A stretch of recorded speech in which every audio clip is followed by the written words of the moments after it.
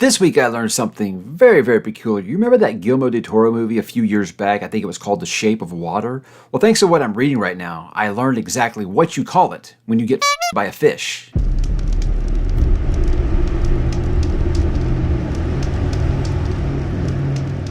Guys, I am about halfway through book number 3 of Dungeon Crawler Carl. This is the Dungeon Anarchist Cookbook. And there's lots of things I like about this. I already will say I am enjoying it much more than I did Carl's Doomsday Scenario, which wasn't a bad book, but was exactly what I was wanting the series to do.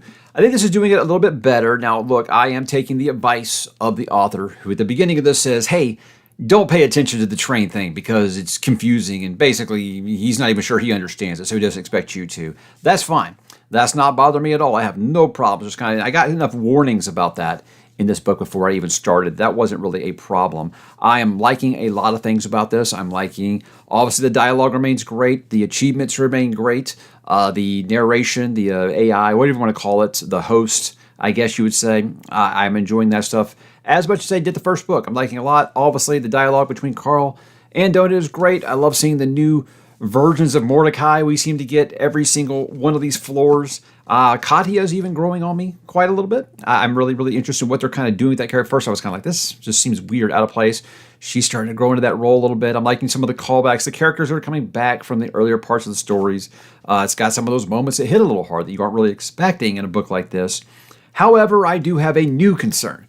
Like my last concern was, I just fear this is going to become so serious, I'm not going to have a good time anymore. Not so much. Like I am still having a good time. Problem with this that I am starting to have is, okay, this is fun, but I've had 2.5 books now of kind of the same thing. Is there going to be any real plot progression? Because my concern right now is all this is so far through the first half of this book is batshit crazy fight scene. Here's your achievements and your upgrades and your power-ups. Repeat, repeat, repeat. That's all it's doing. And I'm like, look, I'm having a good time. Don't get me wrong. I'm like this. But do I really want to keep going to each one of these books? It gets longer and longer and longer. If that's the only thing there is there any plot progression like at all? I think the character work's good. I'm liking the character work. But is there some kind of plot? Because I shudder to say it, guys. This is what chased me off of Cradle. It was just about power-ups. And you keep on just stacking your abilities and your power-ups. And I'm like, to a point where like the characters are almost already overpowered in book number 3 here. And I'm like, I don't know if is this really what's going to be now, everybody? Don't worry, I'm not saying that I'm going to quit the series. I'm saying this is my new primary concern on the series is this all there is to it? Is it just going to be each new floor is just crazy fight scenes? Here's my power-ups. Got to keep getting stronger for the next floor. I like that to be a part of the story, but I'd like there to be some actual plot progression here. Now, I know that they're kind of just hinting at some of these things about, necessarily doing the Hunger Games and kind of breaking the game, they're kind of doing that thing. I hope that it leans a little bit more into that. Because I feel like other than like a certain assassination attempt in book 2, I don't feel like there's been any real plot progression there at all. And that's my worry right now.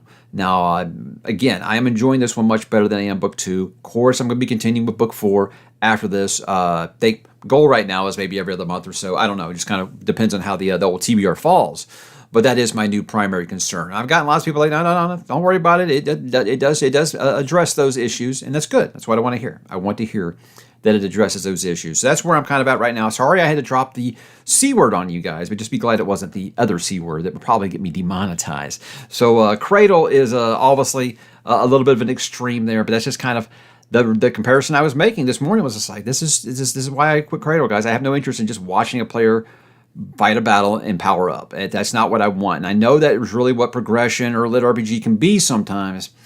Give me some story. That's what I'm hoping for going forward. We'll report on that, the second half of this, in next week's weekly update. 1 week later. I did finish the Dungeon Anarchist Cookbook by Matt Denneman, book number 3 in Dungeon Crawler Carl. Now, I expressed my concern last week that, look, I'm having fun again. That's what I wanted. I said I wanted the series to stay funny. I wanted to get back to what made me laugh. With book number 1, it was doing that.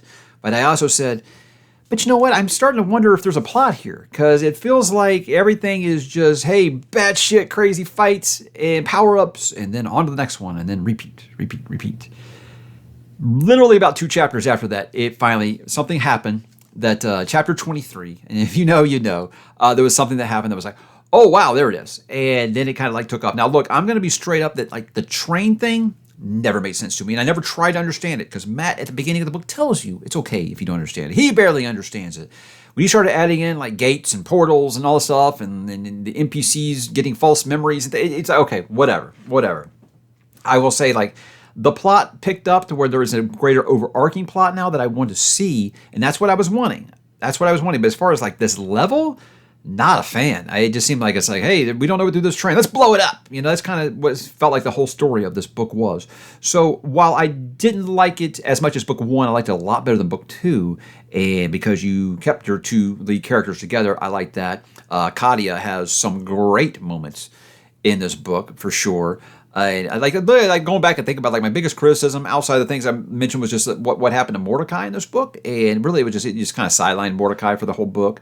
And I get you got to do that sometimes, but I was like, I like Mordecai, the character, a lot, and I like him being there more than he had been in the first 2 books. And then he just kind of, oh no, he's not going to be here more than the first 2 books. So it's cool. I like that. I like that he continues to build up this world, these power sets and things like that.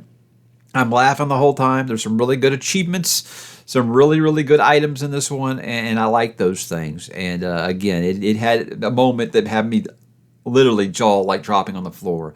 So I liked it a lot. Going to be continuing, obviously, with book 4 is, what is it, Gate of the Feral Gods, I believe that's what it's called. And you feel like they kind of hinted at some things in book number 3, and I like that. I want to have those hooks leading me into the next level. So there's lots of things that it kind of opens up that I can't get into without really getting spoilery here, but I'm liking it. I'm liking it. My biggest concern does seem to be answered, and everybody has told me, you know, after this is where it just takes off with that plot that I've been hoping for. And I'm hoping now I'm back. I'm going to be back now to being like, well, I hope it stays funny. It doesn't get too serious. So I know it sounds like I'm trying to, you know, cake and eat it too, but as I always say, I like cake, so why not? But I do like where book number 3 went. Again, it doesn't touch book 1 for me, but I do think it was leaps and bounds better than book number 2. And the arrow is pointing up on this universe. I'm very excited to see what does come next.